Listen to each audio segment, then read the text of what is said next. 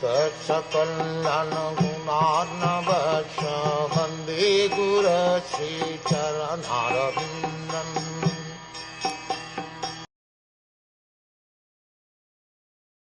O king, no one can know the plan of the Lord Sri Krishna.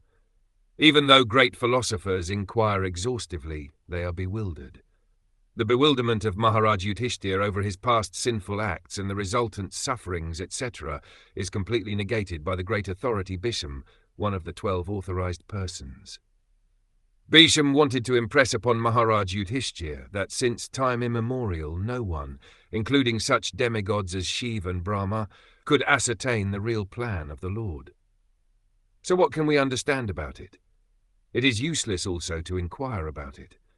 Even the exhaustive philosophical inquiries of sages cannot ascertain the plan of the Lord.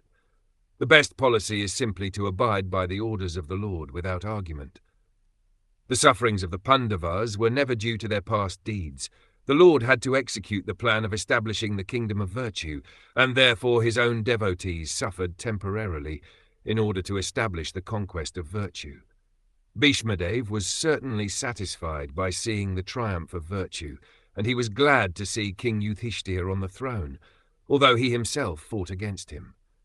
Even a great fighter like Bhisham could not win the battle of Kurukshetra because the Lord wanted to show that vice cannot conquer virtue, regardless of who tries to execute it.